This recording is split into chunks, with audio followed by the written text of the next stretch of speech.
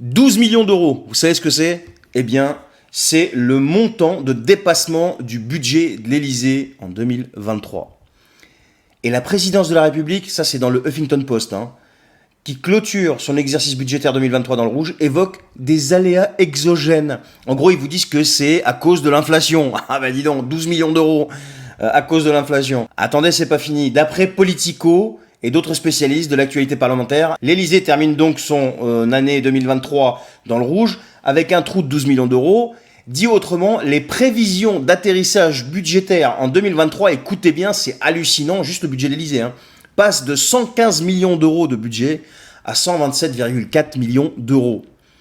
Non mais, on est dans un délire complet.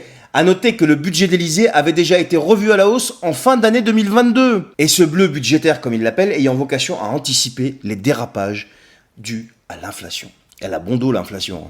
Alors il justifie ça en disant que c'est dû à une très forte activité présidentielle, parce que les voyages coûtent de plus en plus cher.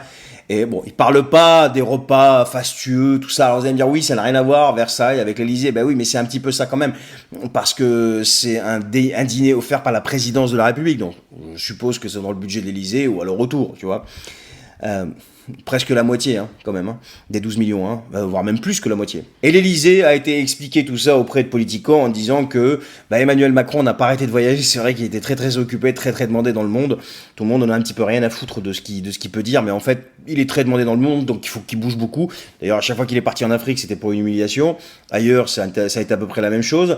Mais bon, ça c'est un autre débat. Mais bon, il y a quand même une petite bonne nouvelle, c'est qu'on voit dans le dernier rapport de la Cour des comptes que la gestion budgétaire est saluée et que la dotation a été stable entre 2017 et 2021. Alors, je t'explique, toi tu vas mettre du gasoil à 2 euros, on peut pas baisser les taxes sur le gasoil, tu comprends? Si on baisse les taxes sur le carburant, tu comprends, après c'est Poutine qui va en profiter et ça va faire un trou de 10 milliards, d'accord? Donc je sais pas comment on va pouvoir aller les chercher, tu comprends? Ça c'est Bruno qui t'explique ça en fait.